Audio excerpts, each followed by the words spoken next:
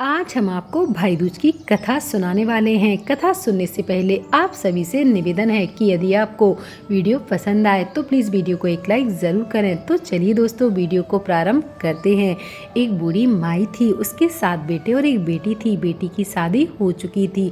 जब भी बेटों की शादी होती तो मंडप में एक नाग आता और उन बेटों को खा लेता था। इस तरह बूढ़ी माई के 6 बेटे मर गए और उनकी बहू विधवा हो चुकी थी। इस दुख में बूढ़ी माई रो रो कर अंधी हो गई थी। भाई दूज का त्योहार आया तो 7वें बेटे ने कहा कि मैं बहन से तिलक लगवाने जाऊंगा। माँ ने कहा ठीक है। उधर जब बहन को पता चला कि उसका भाई आ रहा है तो वह खुशी से पागल हो उठी और पड़ोसन के पास गई। पूछने लगी कि मेरा प्यारा भाई मेरे घर आ रहा है, मैं क्या करूं। तो पड़ोसन ने उसकी खुशी को देखकर जल भुन गई और कहने लगी दूध से रसोई लीप ले और घी में चावल पका। बहन ने ऐसा ही किया। उधर भाई जब बहन के घर आ रहा था तो उसे रास्ते में एक सांप मिला। सांप उसे डसने को हुआ। भाई बोला तुम मुझे क्यों डस रहे हो। सांप बोला मैं तुम्हारा काल हूँ और तुम्हें डसना चाहता हूँ। भाई बोला मेरी बहन मेरा इंतजार कर रही है, मैं जब तिलक करा के वापस आऊँ तब तुम मुझे डस लेना। सांप ने कहा भला कोई अपनी मौत के लिए वापस लौटता है जो तुम आओगे। भाई ने कहा तुम्हें विश्वास नहीं है तो तुम मेरे थैले में बैठ जाओ, जब मैं तिलक करा लूँ तो तुम मुझे डस लेना। सांप ने उसकी बात मान ली और थैले में बैठ गया। भाई बहन के घर पहुंचा, दोनों बड़े खुश हुए। भाई बोला बहन जल्दी से खाना दे, बड़ी भूख लगी है। बहन क्या करे, ना तो दूध की रसोई सूखे और ना ही घी में चावल पके हैं। भाई ने पूछा बहन इतनी देर क्यों लग रही है। तो बहन ने पूरा हाल सुनाया। तब भाई ने कहा तू बिल्कुल पागल है, कहीं घी में चावल पकते हैं क्या, दूध से रसोई लीपी जाती है क्या, गोबर से रसोई लीप दूध में चावल पका। बहन ने ऐसा ही किया। खाना खाने के बाद भाई को जोर से नींद आने लगी। इतने में बहन के बच्चे आ गए। बोले मामा मामा हमारे लिए क्या लाए हो। भाई ने कहा कुछ नहीं लाया। बच्चों ने थैला खोला तो उन्हें एक हीरों का हार मिला, जिसे देखकर बहन बहुत खुश हुई और बहन ने कहा क्या भाई ये तुम मेरे लिए लाए हो। तो भाई ने अपनी बहन को वो हार गिफ्ट में दे दिया। बहना तुझे पसंद है तू ले ले, मुझे हार का क्या करना है। अगले दिन भाई बोला अब मुझे जाना है, मेरे लिए खाना रख दे। बहन ने उसके लिए लड्डू बना के एक डिब्बे में रख दिए। भाई कुछ दूर जाकर थक कर एक पेड़ के नीचे सो गया। उधर बहन के जब बच्चों को भूख लगी तो माँ से कहा कि माँ कुछ खाने को दो। माँ ने कहा खाना भी बनने में देर है। तो बच्चे बोले कि मामा को जो रखा है वही दे दो। तो वह बोली कि लड्डू बनाने के लिए बाजरा पीसा था, वही बचा पड़ा है, चक्की में जाकर खा लो। बच्चों ने देखा कि चक्की में तो सांप की हड्डियां पड़ी हैं। यही बात अपनी माँ को आकर बताई तो माँ पागल सी हो गई और भाई के पीछे भागी।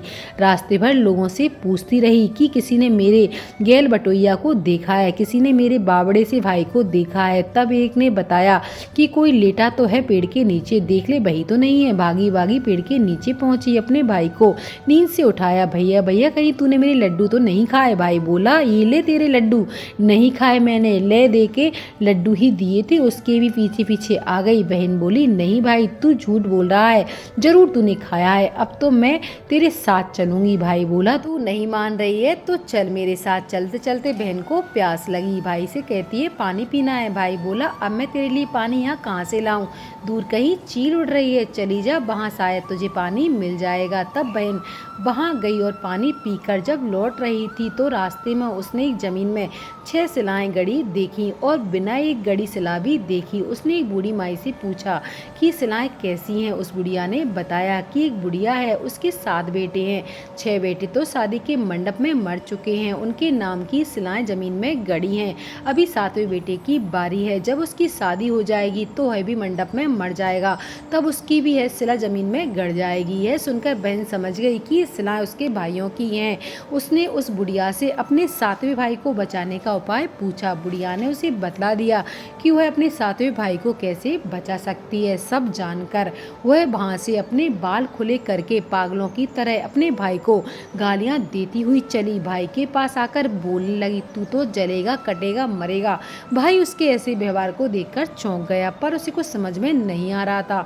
इस तरह दोनों भाई बहन माँ के घर पहुँच गए। थोड़े समय के बाद भाई के लिए सगाई आने लगी। उसकी शादी तय हो गई। जब भाई को सेहरा पहनना था तो बहन बोली, इसको क्यों सेहरा बंधेगा, सेहरा तो मैं बांधूंगी, ये तो जलेगा मरेगा। सब लोगों ने परेशान होकर सेहरा बहन को बांध दिया। बहन ने देखा उसमें कलगी की जगह सांप का बच्चा था।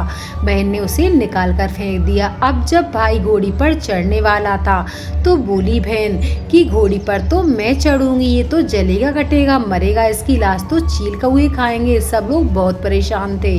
सबने उसे घोड़ी पर भी नहीं चढ़ने दिया। अब जब बारात चलने को हुई तब बहन बोली, ये क्यों दरवाजे से निकलेगा, ये तो पीछे के रास्ते से जाएगा, दरवाजे से तो मैं निकलूंगी। जब वह दरवाजे के नीचे से जा रही थी तो दरवाजा अचानक गिरने लगा। बहन ने की ईंट उठाई और उसको अपनी चुनरी में बांध ली। दरवाजा वहीं के वहीं रुक गया। सब लोगों को बड़ा चंबा हुआ। रास्ते में एक जगह बारात रुकी तो भाई को पीपल के पेड़ के नीचे खड़ा कर दिया गया। बहन कहने लगी, ये क्यों छांव में खड़ा होगा, ये तो धूप में खड़ा होगा, छाया में तो मैं खड़ी होंगी। जैसे ही वह पेड़ के नीचे खड़ी हुई पेड़ गिरने लगा। बहन ने एक पत्ता तोड़कर अपनी चुनरी में बांध लिया। पेड़ वहीं के वहीं रुक गया।